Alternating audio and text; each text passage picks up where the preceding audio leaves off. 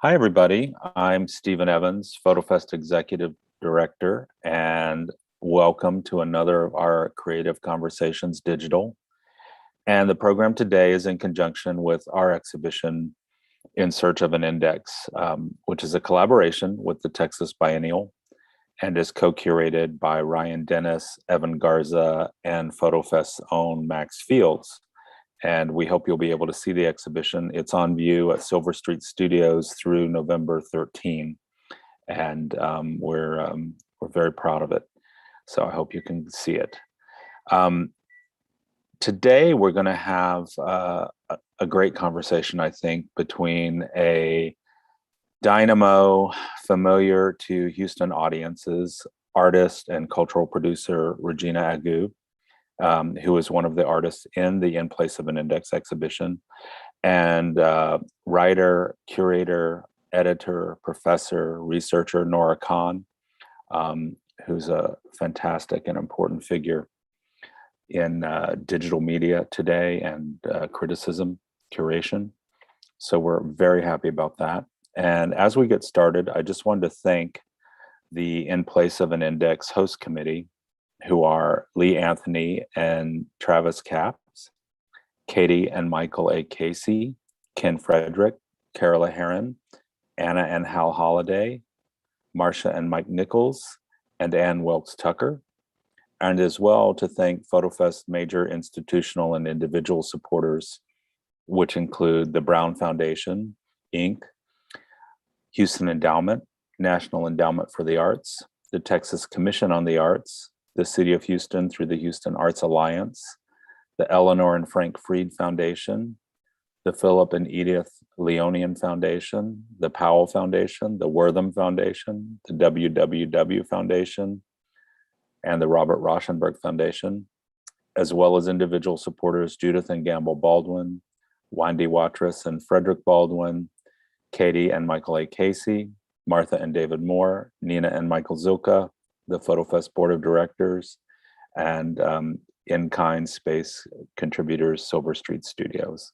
We are so proud to have all of your support, and thank you for making this possible. And I know we have limited time today, our daytime program, so we're going to get right into it. And to introduce the panelists, I'd like to bring in Max Fields, FotoFest Associate Curator and Director of Publishing. Thanks so much, Stephen. And thank you to our audience for joining us. I'm so thrilled that you can join us for today's conversation, which features two incredible guests, Regina Agu and Nora Khan, who will discuss their shared interests and research, which examines the relationships between art, technology, data, surveillance, systemic violence, and vision, among other areas of contemporary political discourse. The guests will use works by Regina Agu that are featured in FotoFest's current exhibition, In Place of an Index, as a springboard for their conversation. As Stephen mentioned, you can see Regina's work alongside the work of 12 other amazing artists living in or from Texas at Silver Street Studios through November 13th. A bit of background on our guests. Regina Agu is born in Houston, Texas. She lives and works in Chicago, Illinois, and her practice is deeply rooted in the Gulf South. Her work has been included in exhibitions, public readings, publications, and performances internationally. Her first solo museum installation, Passage, was presented at the New Orleans Museum of Art in 2019 and 2020. Agu was awarded a Catherine G. McGovern College of Arts and Project Row Houses Fellowship at the University of Houston for her research on Emancipation Park, and a residency at the Joan Mitchell Center in New Orleans through a partnership with For Freedoms. Agu received a 2017 Arcadia Houston Award and was a 2016-2017 Open Sessions participant at the Drawing Center in New York City. From 2014 to 2017, Agu was the co-director of Alabama Song, a collaboratively run art space in Third Ward, Houston, which received a 2016 seed grant from the Robert Rauschenberg Foundation. Agu is also the founder of Houston-based WOC Reading Group, and her other collaborative projects include Friends of Angela Davis Park and the Houston-based independent small press Paratex. Nora Khan is an editor, curator, and writer of criticism on digital visual culture and philosophy of emerging technology. Her research focuses on art, music, and literature made with and about software, machine learning, and artificial intelligence. Her practice extends to a wide span of artistic collaborations, producing things like scripts, librettos, and a tiny house. Her short books are Seeing, Naming, Knowing, published by Brooklyn Rail in 2019 on the logic of machine vision, and co-written with Stephen Warwick, Fear Indexing the X-Files, published by Primary Information. Her forthcoming books include The Artificial and the Real, published by Art Metropole, which focuses on simulation and semantic mapping, and a book on the stakes posed by AI art for art criticism through Lund Humphreys. As a curator of Manual Override at the Shed in New York in 2020, Khan worked closely with Sandra Perry, Morrishin Alahari, and Lynn Hirschman-Leeson on new commissions in an exhibition that also featured major works by Simon Fujiwara and Martine Sims. She frequently publishes prose and criticisms and essays for publications like Artforum and Art in America. She is currently editor of both Topical Cream, focusing on supporting GNC and BIPOC critics, and Hollow Magazine, and has been an editor at Rhizome since 2014. From 2018 to 2021, she was a professor at RISD in Digital Plus Media, teaching critical theory and artistic research, experimental writing for artists and designers, and technological criticism. Regina and Nora, if you could join us, we can get the conversation rolling. To the audience, I want to let you know that following their conversation, Regina and Nora will be taking questions from the audience. You can enter your questions directly in the chat if you're watching on Zoom, and if you're streaming this program on YouTube, we'll be taking questions from the comments section located directly below the video. Thank you both so much for joining us. I'm gonna get out of here. Thanks, Max. Thank you, Max, and thank you, Stephen. And hi, Regina. How are you? Hey, Nora. Good, Nora. How are you doing? I'm good. It's really, really lovely to be talking to you about your works tonight, especially since we've spent a lot of this pandemic year together online. We met each other in a writing group at Lewis Place, and every Saturday met with 6 or 7 other artists to talk about dreams and algorithmic logic and abstraction. So tonight feels a little bit like a continuation. So it was just really a pleasure to spend time with the works that you have in this show, and to really get familiar with your poetic scanning generative practice. And in part because we shared, as I learned this year through our conversation, so many shared passions and research interests, but also a kind of focus on one of the driving themes of this exhibition, what Ariel Azoulay calls potential history, and specifically around rethinking imperial violence in the here and now, particularly through the experimental use of tech. So we also share interests in artificial intelligence and tagging and reading and representation and language, and where all of these things intersect. So I'm hoping today that we could talk about each image and each image of yours in this series and the gestures that you undertake. But maybe first, as we flow through some of the overall install shots, which I think Max is going to help with, could you maybe talk a little bit about the driving themes and ideas behind the series? Absolutely. And again, thank you, Max. Thank you, Stephen. And Nora, I'm so glad we get to have this conversation together. So I think I'm going to start by introducing this work by placing it in the context of my practice overall. So this work brings together several longstanding research interests of mine that reoccur in my practice. For a long time, I've been thinking about the relationships between history, memory, language, the body, and Black landscapes.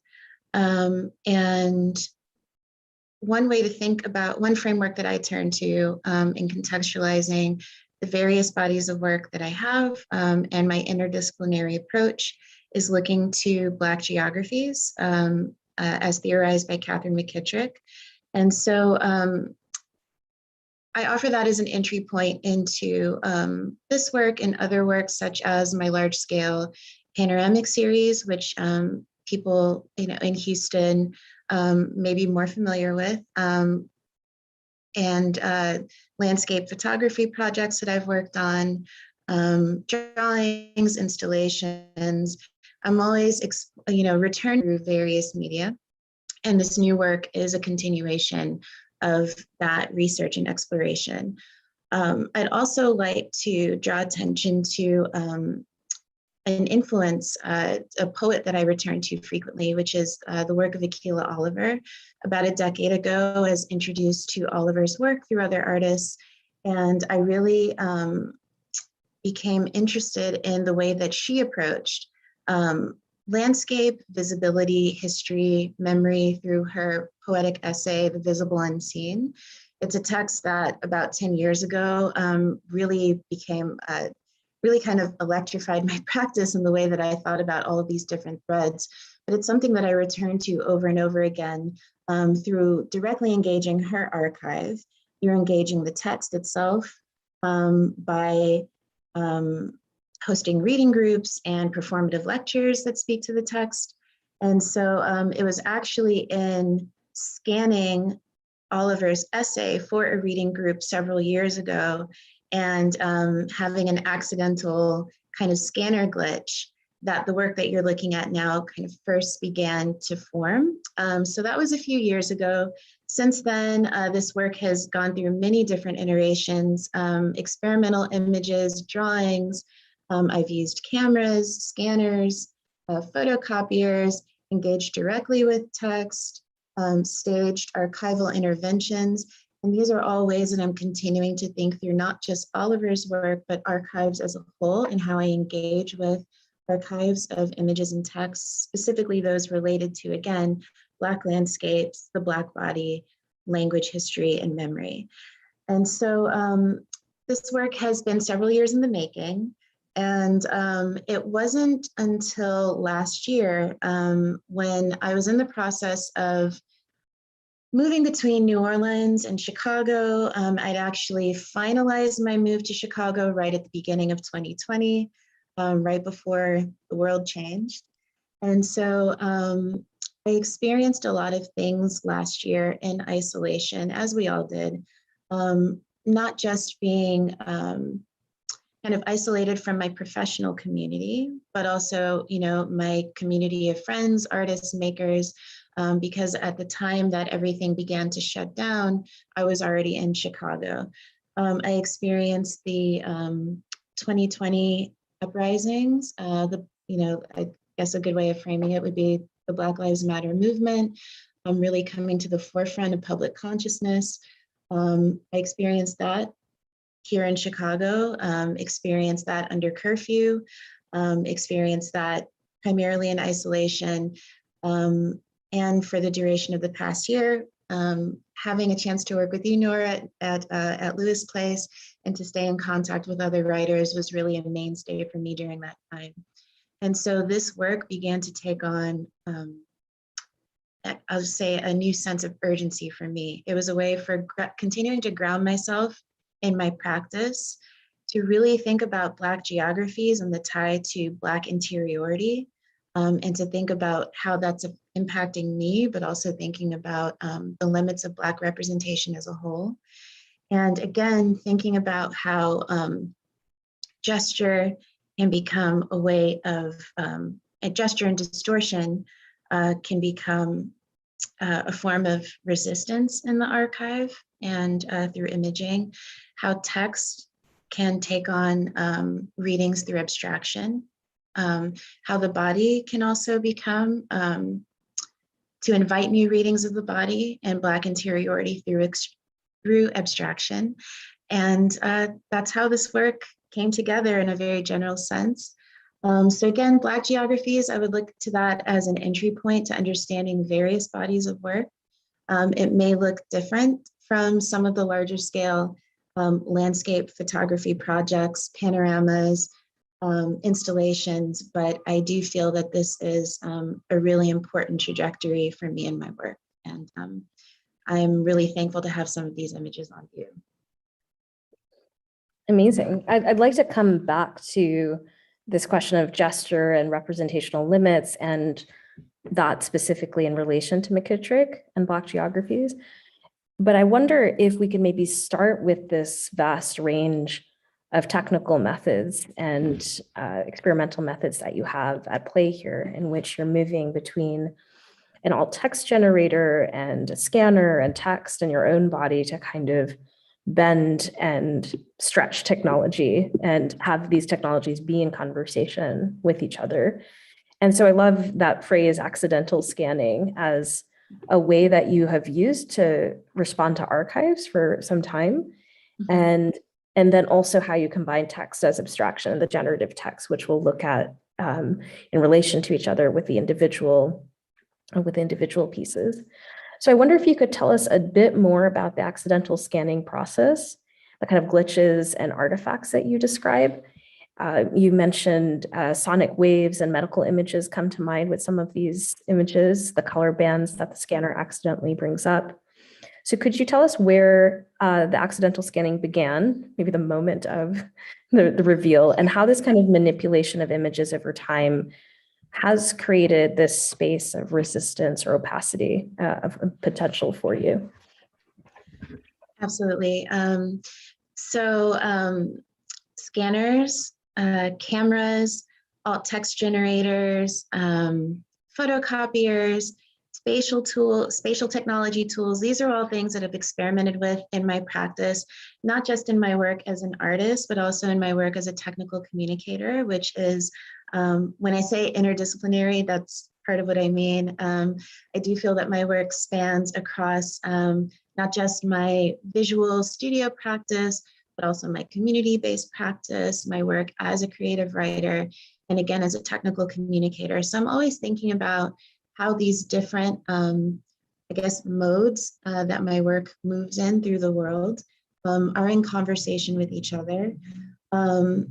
When I accidentally, I guess just to be transparent through my own clumsiness, bumped the scanner while I was working on generating documents for a reading group that I was hosting in Houston at the time, introducing Akilah Oliver's text.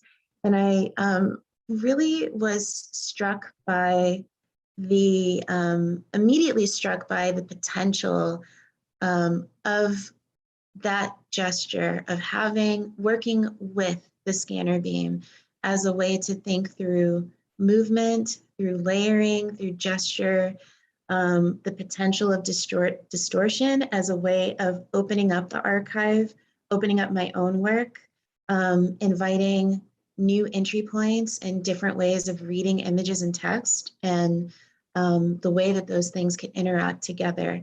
And in this work, I also think that it formalizes that conversation in a way, the conversation between myself as the artist through my own. So these images are all images of my hands performing gestures.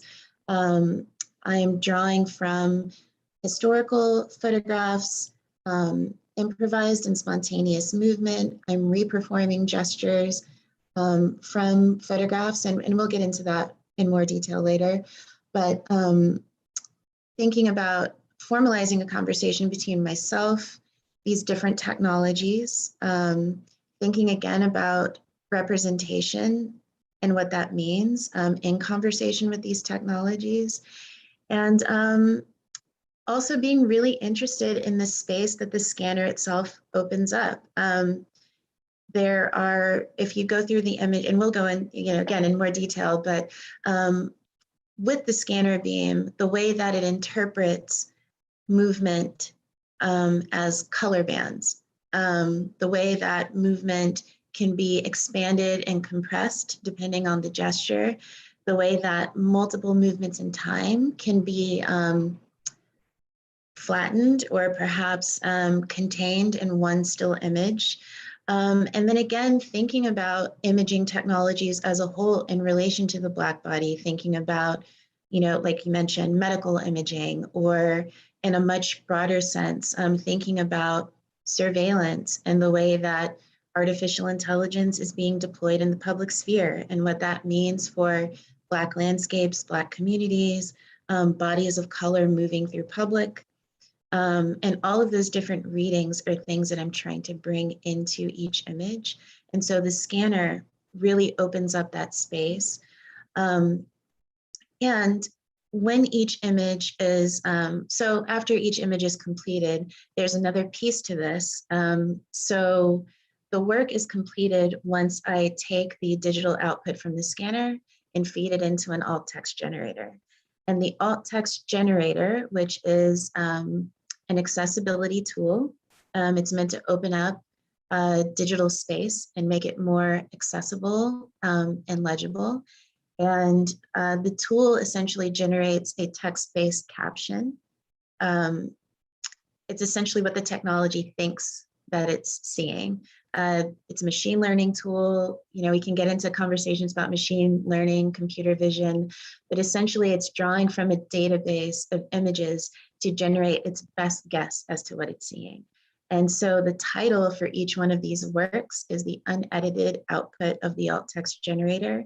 I'm really interested in the space that that opens up because again, it's a conversation between myself and the technology, but I'm also really playing around with the limits of what that tool can read at this time. And I'm really interested in producing images of my body that resist legibility from this technology and what that space means. So, yeah. Yeah, and in that framework of legibility and illegibility, if we're thinking of Black geographies as a framework, the play with illegibility, with invisibility, with opacity, and the limits of representation, well, we can definitely get into the politics of data sets, but I was also zooming out on the entirety of the images, starting to think of your own personal data set of gestures that are illegible that you are also building.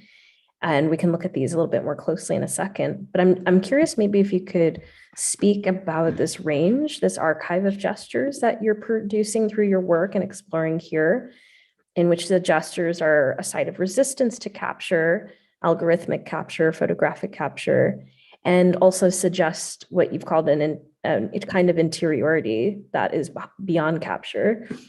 Is there a way to describe the range of gestures that we see in these pieces and how you're thinking of the gesture in relation to these questions of visibility and legibility? Yeah, absolutely. So originally, when I started working on this series, and again, this is going back a few years, so over time, I've accumulated, because I love to research images, I love going through photographic archives.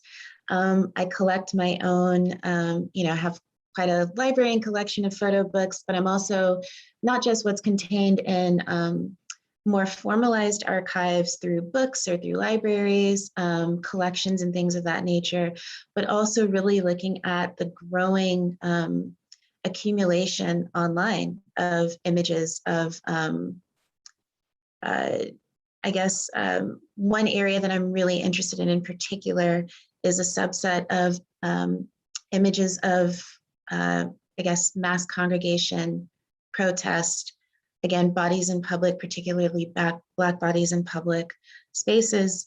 And those are images that continue to really catch my interest. And that's something else that I've continued to revisit through my work over the years, going way back to earlier collages and installation experiments that I was doing, almost 10 years ago. And so I'm always looking for different sources and looking at the ways that those images are collected and distributed. And so initially I started out by just returning to these archives and reperforming gestures that I saw in photographs. I'm really interested in the repetition of gestures, thinking about the ways that gestures are repeated over time and perhaps coded meanings or historical meanings, or even the ways that gestures are reinterpreted through reperformance in community. And so I was thinking about those images, and just at first it was just simply reperforming images from photographs and generating, at this point I have over 100 of these images. And so it's something that I continue to work on. And then I began to also incorporate, okay, based on the subset of images, can I improvise movements based on these gestures? And so improvised and spontaneous movement also came into it. And then again, kind of thinking about when a lot of this work was kind of taking the most recent iteration, which again was during, I guess last year, summer of 2020 was a really fruitful time for me with this particular body of work. Again, kind of looking at, since I'm experiencing in a really strange way, this like moment of collective reckoning and uprising, but I'm experiencing that in isolation, away from my community. And so I'm also thinking about the gestures that I'm seeing through the media, through Google Images, through the gestures that people are sharing online, through social media. And so all of that begins to enter the work as well. So the gestures are drawn from a variety of sources. And I like how the 6 images shown here are all pulled from those different sources. And I really love the conversation that these gestures have with each other as they're currently installed. Fantastic. I think this would actually be a nice moment to transition to look at the gestures carefully. And I'd love to come back to this interplay from what the gesture actually was to how it was manipulated to then how it's read by the alt text generator. And I guess we could start with this first image. And the title of this is "A Person's Hand with a Finger Pointed at It." And so I guess I would just say immediately when I began to read the interplay between the image and the text, as a person who thinks about image and text together, like most of us here probably. And so I'm looking at a hand and a blur of a hand, which at first I read without the caption as a hand pressed up against a hand, maybe against glass, which has its own reading. And then when I look at the caption, a finger pointed at it, as though the finger is not connected to the person, which it may or may not be. Everything is sort of thrown up into flux there. You start to then think about the AI-based reading of the images. And so I'm curious about this image and specifically in relation to when you start to play with the alt text generator. And how did the captions start to create a position of either potentiality or flattening for you, or as a way to reread the image? Absolutely. So just as, to kind of reiterate what I mentioned earlier, when I introduced these, the digital image, the output from the scanner to the alt text generator, what I receive back is a caption that I use as a title. And so I'm not editing the text of the caption in any way. This is exactly as I'm receiving it from the alt text generator. And it is interesting that the alt text generator did interpret this as 2 separate bodies, I suppose, or 2 separate, maybe not 2 separate bodies, but it definitely separated the person from the finger. Like those are 2 like detached sets, I guess, according to this reader. And I think this is a great introductory image because, again, just looking at the formal qualities of this one, the color bands, the distortion, the way that movement is with the scanner beam is being interpreted in the digital output. These are all things that I'm really interested in continuing to explore through this work. And I do think it's, and unlike some of the other images that we'll get into, the alt text generator did correctly identify this as hand and finger, which it does not always do. I think there's something also about the choice of the word person, which doesn't always appear. And so I think this image also kind of, I think it's a good entry point too in thinking about the images that the alt text generator is trained on, and the way, like what that lexicon and what that database must look like. So yeah, the gesture here, it is 2 hands in movement together. But the reading that the generator gives back, I think there's a lot that we can get into with that. Yeah, Absolutely. And I think the second one is where things start to get a little bit spookier. We have a picture containing blur, and Right. maybe we could move to this one. And so I was really, really compelled here about the misrecognition or flattening of the alt text titles in relation to what's a really complex image. So when I read it without the caption, I have a lot of readings of this. I think of like the choreography of movement that is happening here.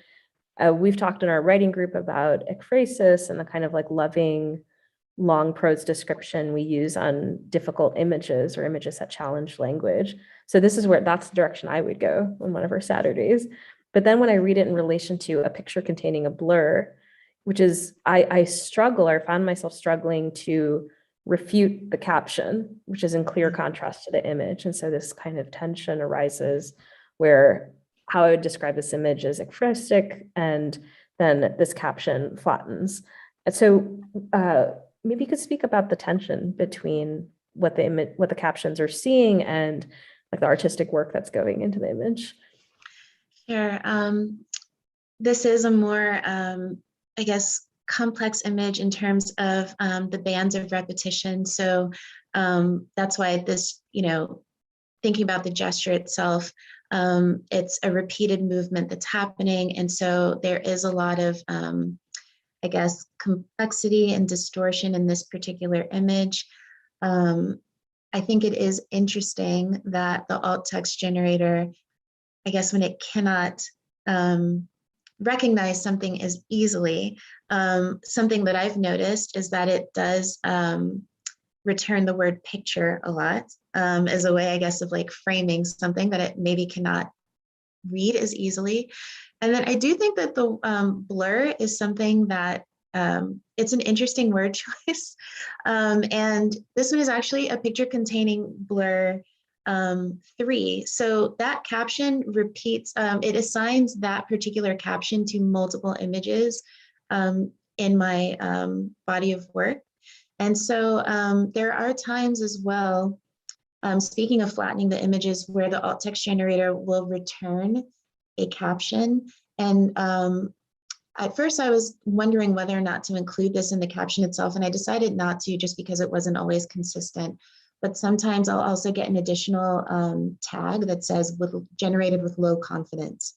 So, and the alt text generator is indicating that this is an image that, again, I'm really curious as to the data sets that it's being fed, but it is signaling that the technology does not understand what this image is. Like, it's really signaling that this is like something that doesn't fit into its data set, I suppose.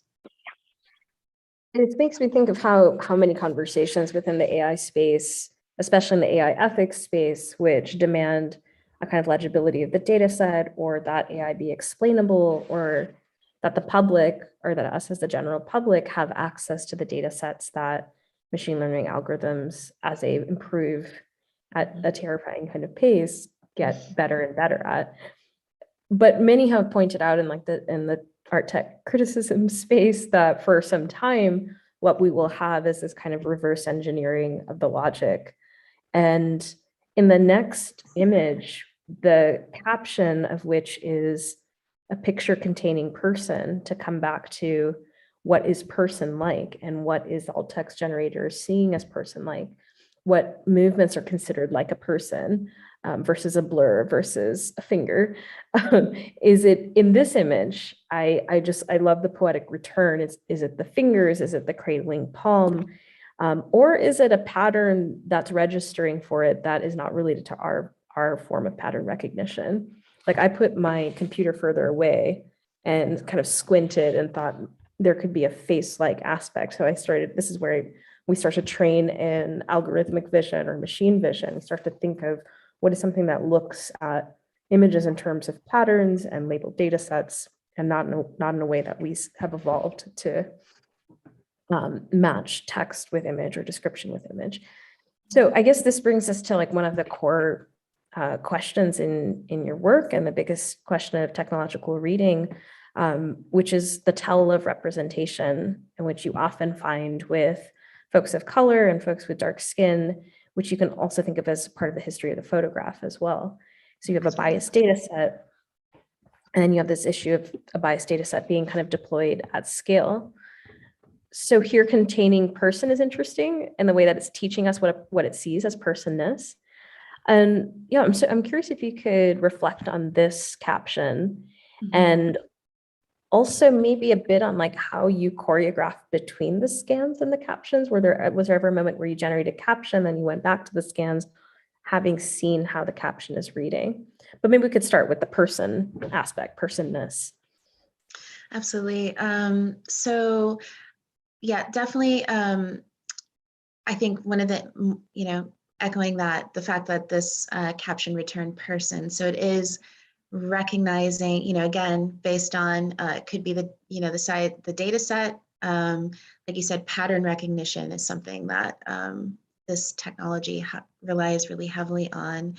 And so that idea of recognizing personhood, I think, is a huge one, especially when, so in my work as a technical communicator, I attend conferences. I am part of a group that thinks about AI imaging and ethics, and we have conversations pretty regularly.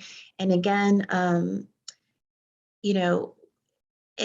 this technology has the potential to affect kind of like micro, think about it as improvements. If you want to think about the way that the technology is being, like sold or packaged for public, this is going to improve legibility. It's going to improve our ability to communicate with each other through technology. It's going to improve there's all this constant language around improvement and ease and reading as things that we should want, right? Like we're essentially being told that this technology is something that is going to solve problems.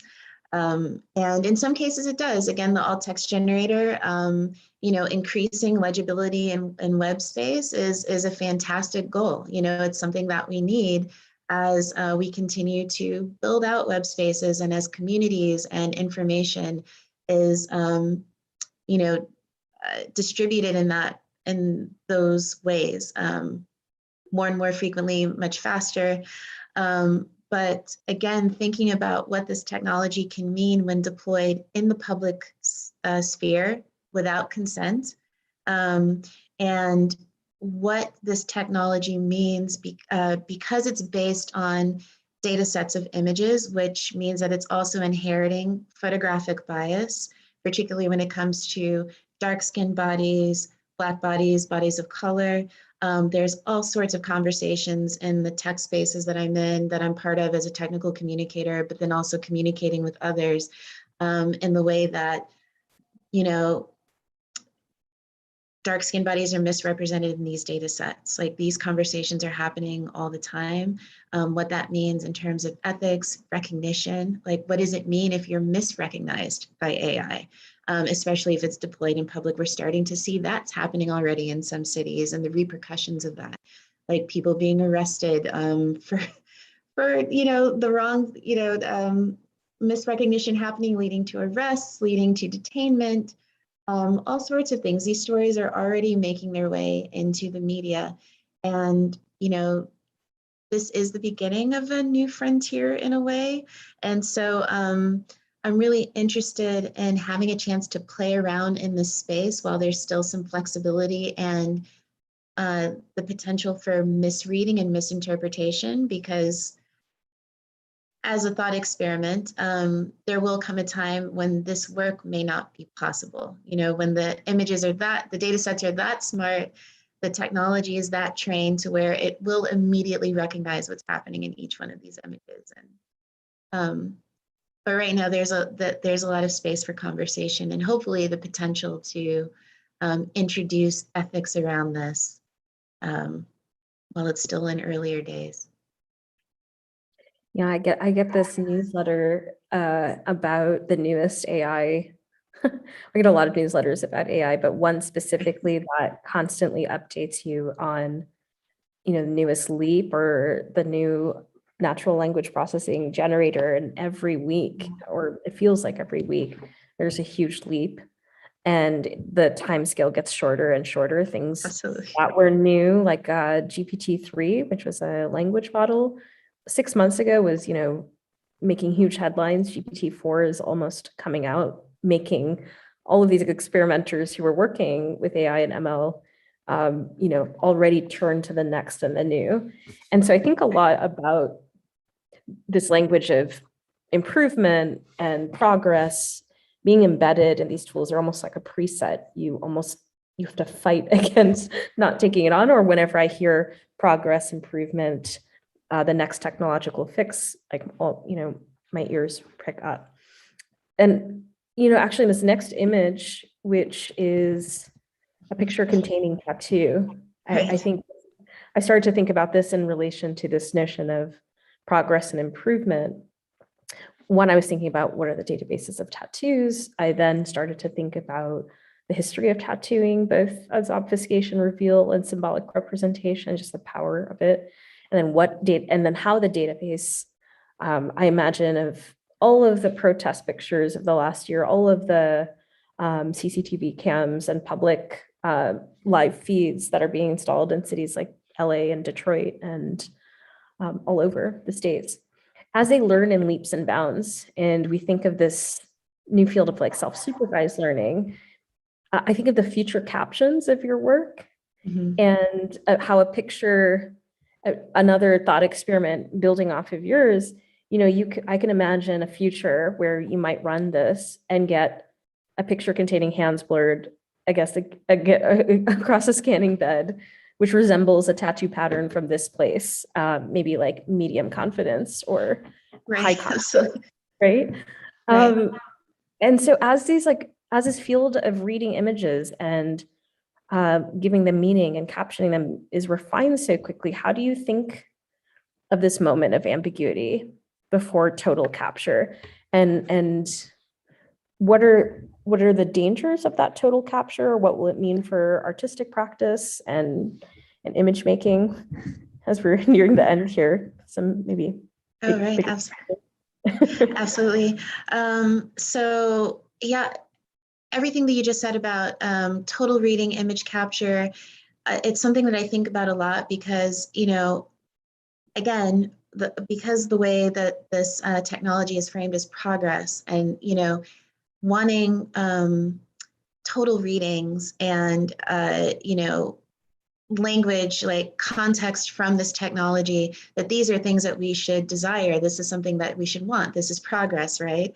And so I am thinking about the potential for this work. You know, maybe I'm occupying like a very temporary space or a moment in time where these more, you know, these moments of illegibility and misinterpretation and mistranslation are possible, because in future, like you said, it might not always be that way. The way the technology is developing, it seems like the goal is for these more like total contextual readings to happen.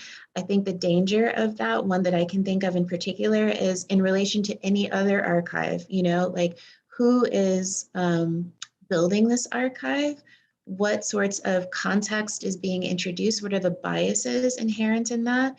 You know, does that mean when, you know, if it's a picture containing tattoo, you know, where instead it becomes like hands and color and glass and, you know, there's more precise language. But again, that's like, where is that reading coming from? And is that the way that, are we going to rely on those types of readings as the way of framing our language and historical understanding of images?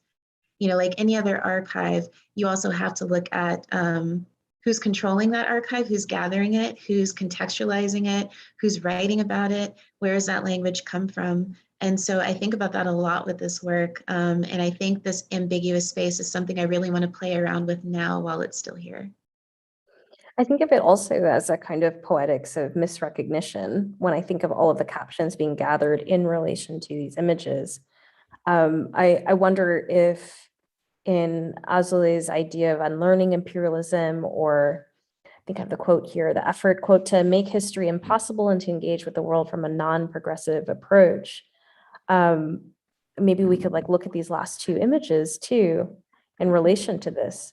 The first is a picture containing a small sitting white table, which I found like a really lovely moment of poetic misrecognition. And then the last image, a picture containing light, which I really, really love, because I was thinking of this as light waves or light on a shimmering surface or refraction. And the scanner's light beam is obviously, moving, allowing for your improvisation and gesture. But also, like you've talked about the way the scanner bounds time. Maybe we could close with a kind of reflection on this practice of non-progressive approaches within progress, whether technocratic or other kinds of narratives of project that are even built within this captioning. So I'm just curious about how you see your practice in the future evolving in relation to these algorithmic readings and the progress that is, fast underway. How do you see your own practice changing in relation to this like increased capture? Sure. So thinking about my practice, with this work and as a whole, I'm always interested in these areas of, maybe, again, thinking about the relationship between memory and history, like whose history, what histories are we talking about? What memories have been suppressed? What memories have been archived and, contextualized and are now accepted as truth or as history, as the narrative. And I'm always interested in like multiple narratives that maybe for whatever reason have been hidden, suppressed, thinking about the role of language in that and the role of archives in perpetuating certain language and certain readings, certain narratives. And I think that this work opens up another set of tools, another space for me to think about those themes, to research, to generate images, to think about my own relationship as someone who works in image and text in multiple modes and the role that I'm playing within that history. And then also, as this technology gets smarter, then there will be other questions, to visit in future. I think that this work will evolve. Again, it's something that it's a subset of one subset of application of tools and media that I'm interested in. So, image, text, different ways of exploring that relationship. Using alt text generators and scanners is one way of doing that. But there are, again, multiple readings, there are multiple ways into this work. And so, I expect that the work will evolve as the tools evolve. And my engagement with those tools will change as well. And then we can meet in 2 years and 4 years. There we go. And 6 years and 8 years. And something other than Zoom, but we'll see. I'm sure those tools will evolve as well. Regina, thank you so much. This was really, really lovely. It's so lovely to work through these pieces with you. And Thank you so much. Now, yeah, you're welcome. I think this is the time for the Q&A, and we're right on time. Yes, that was an amazing conversation. Thank you so much, both of you, for your time and energy. That was just really illuminating and so wonderful to get such an in-depth view of both of your work, through the lens of Regina's artworks that are featured in this show. To the audience, we are now going to open up the room to our Q&A with our guests. As I mentioned before, you can enter your questions in the chat directly on Zoom, or if you're watching on YouTube, you can enter a comment and I'll field those questions for our guests. So go ahead and enter those questions now, and we'll get that started. But I did have a question just to kick things off. about the way in which you view this work. And perhaps, Nora, you can kind of lend some response to this as well in relation to the history of photography and cinema, because when we were developing this project, that was something that you mentioned that it was incredibly important for you that that this work, despite it being like a not traditionally imaged project, be aligned with that history and that canon. Can you talk about why that's important, and perhaps, like, for those audience members who are not unfamiliar with the, like, you know, algorithmic bias and things, they might understand that link. Absolutely. And Nora, you know, feel free to join me in this, but so it is very, you know, thanks, Max. And this is something that came up in our conversations because so these images are made with a scanner. They're not made with a, you know, traditional kind of camera lens sort of setup. So they are cameraless, still photographic images. And one reason it's important for me to think about this, to frame this work in the history of photography and cinema is that, you know, remember this technology relies on machine learning, which is essentially these sorts of tools are, I guess for lack of a better word, fed data sets of images, massive data sets of images in order to train the technology on, you know, essentially giving readings of what it's seeing. And those images themselves are where bias can be introduced. So in some of the, for example, what is a person? You know, there are some really famous examples of this at this point on Google Images very recently, where, you know, Black bodies, Black people, Black faces are misread as animals rather than people. So that's like a very overt example of if a technology is only being fed a certain set of images as human or person, or, you know, and something breaks that pattern, that's one area that you know, bias can be introduced. And I'm using a very like overt example in this case to kind of drive the point home. But so the thing is that those biases in the data sets, particular data sets of images, also speak directly to the biases of photographic technology in the past. So the way that, for example, again,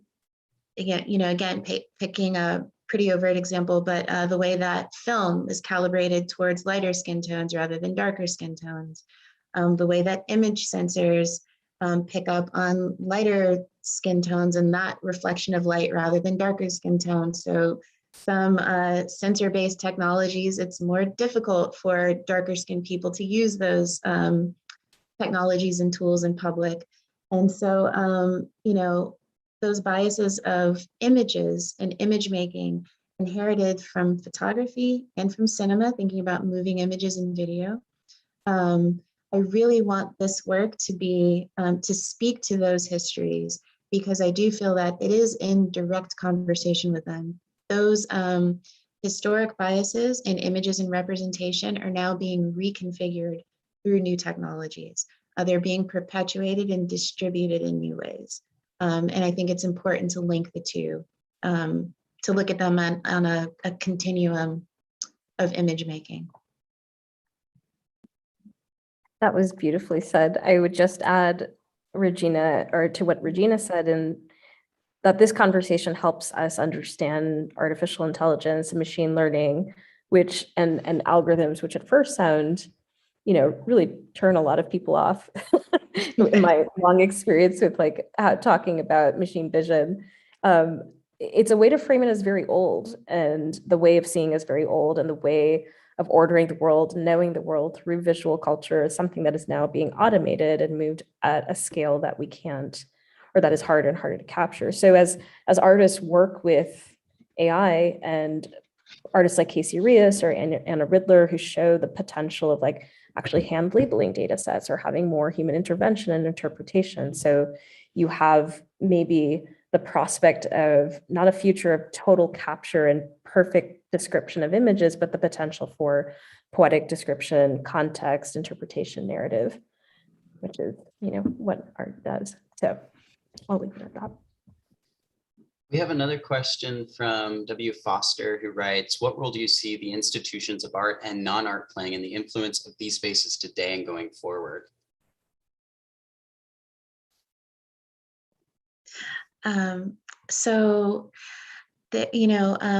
briefly touched on this earlier, but there are a lot of spaces right now, and this is kind of becoming a growing part of the conversation within, I guess more siloed tech spaces, but also through artist work, through documentaries, through photography projects, hopefully is entering the public consciousness more and more as time goes on, is that, speaking to what Nora just mentioned, the opportunity for human intervention in these data sets and the way that these technologies are trained, and also really starting to think about artificial intelligence and ethics. What does ethics look like in that space?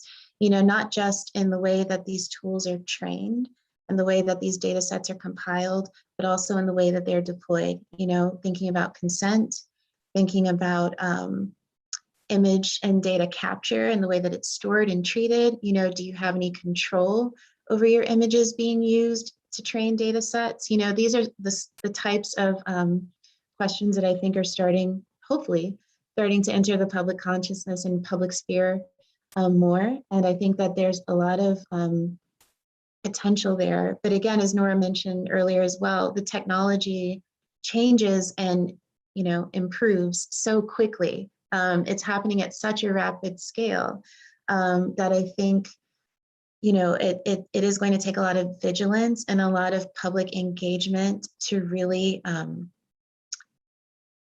like stake a claim as ethics as being something that needs to be considered in the development process, not after the fact, but really thinking about like, how can this be built into the technology itself in the development cycle, I think would be one way that art and non-art interventions can make a difference.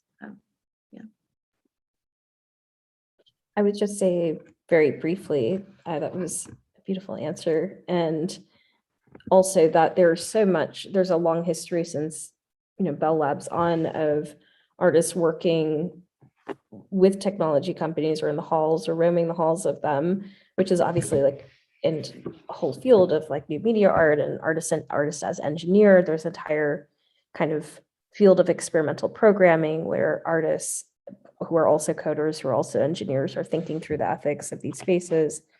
I think one thing that art institutions do well or have done really well in the last 5 years is open up a space for, a kind of third language, not just bridging between the arts and the humanities and computer science and, art goers who may not have really particularly be interested in this conversation, to like make it imperative and urgent for everyone to be invested in, the process of like machine-based image making, that it's actually what Regina is exploring in her work is something of like ethical import to all of us every day, anyone who has a smartphone or an internet connection. So I think institutions, or art institutions especially, do a really good job of that. I have a question. This is more specifically to Regina, but I think Nora may have a perspective on it. What role, or how do you see the relationship between performance and improvisation in relationship to history and memory in the generation of these images? So I think, one reason why I was really in the development of this work, why I started to think about improvisation in terms of gesture and image making, rather than simply relying on the reperformance of historic or documented gestures, because that's something that I still include in the work, but I really wanted to open up the space. I wanted to open up a larger space, because I think improvisation is something that in thinking about producing the legibility of the images that are produced, improvised movement and gestures is something that complicates the reading by this technology.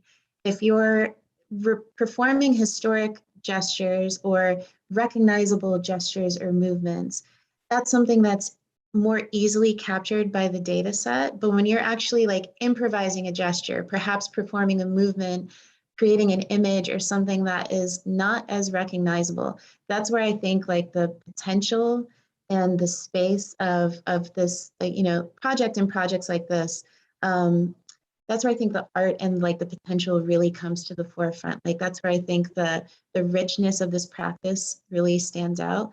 Like the ability to produce an image of my body in movement that's perhaps not recognizable or not readable is it's a very powerful thing for me as an artist.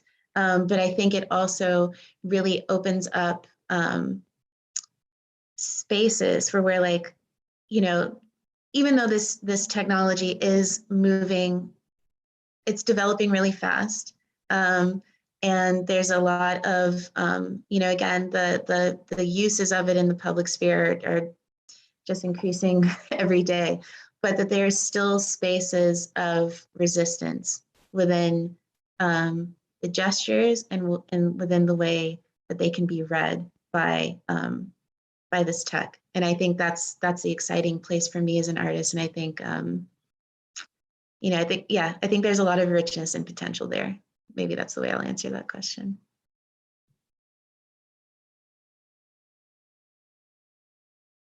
Thank you. Yeah, thank you. Okay. We have one question from Dorota Basel. Thank you for joining us, Dorota. It's good to see you here. Dorota asks, could you both, Regina and Nora, speak more to your position regarding the vision of a certain technological utopia that presupposes the ability of perfecting the machine vision? Great question. I can go first, so Regina can have the last word. Highly skeptical of any kind of technological utopia. And I say this as someone who really loves technology and experimentation with technology. The ideologies built within technology that are rooted in an idea of a perfect society, of a technological utopia, of future in which perfect vision or hyper real imagery or more and more accurate images that can distinguish between real and fake as a locus of power, as a source of capitalist power, is something to be very skeptical of. I'll leave it at that. I completely agree. You know, just very skeptical, but also looking at, trying to think how to say this succinctly. I think I am very skeptical, not just within this technological space, but also thinking about the political implications of like this constant push to more and more and more representation as the solution, as the way that we're going to kind of address systemic inequalities or differences, and I'm just very skeptical of that as time goes on, as a method or maybe as a project. I think the idea, again, thinking about progress, because you know, anyone who's dealing with, you know, art history, the history of images, American history, you know, we can see, you know, the capitalist notion of like this all-consuming technology that's going to somehow, through making everything legible and everything readable, is going to open up these utopian spaces. And I just, I think history shows that that's not the way it's going to work. This could be a whole other conversation, so I'm really trying to keep it brief, but let's just say I'm highly skeptical. And I think that if you look at the history of images, utopias, but also like, especially when it comes to communities of color or Black communities and what increased representation means, it's not always a positive thing. I'll stop there. And thank you all for joining us. Thank you, Regina. Thank you, Nora. That's all the time we have for today. Let's just go ahead and schedule part 2. No, this was so amazing. I really appreciate you both taking your time to do this. It's been such a pleasure to think with you and alongside you, to get to know your work even better. And yeah, thank you to the audience for your generosity of time and for your thoughts. We really appreciate it. And I'm going to be a little pragmatic here. I do hope you'll join us for our upcoming creative conversations and programs, which include on next Thursday, we have a film screening featuring the work of Tay Butler, Ryan Hawk, and Stephanie Concepcion Ramirez. That's on November 4 at 6. And we have an artist talk featuring Ryan Hawk, who will be in conversation with Dylan Rodriguez, amazing writer who recently published White Reconstruction. If you're into this conversation, you might be into that conversation. A lot of conversation around tattooing. And that's on Saturday, November 6th at 2 p.m. And again, thank you so much, Regina and Nora, for your generosity, for your presence, and for your thoughtfulness. That was Thank you. scintillating. Thank you so much. And Max, thank you. And Brandon Harris, our technical wizard behind the scenes. Thank you to Brandon too. And yeah, you've made my day. So thanks. Thank you so much. Thank you. Thanks, everyone. Bye-bye. Bye. Bye.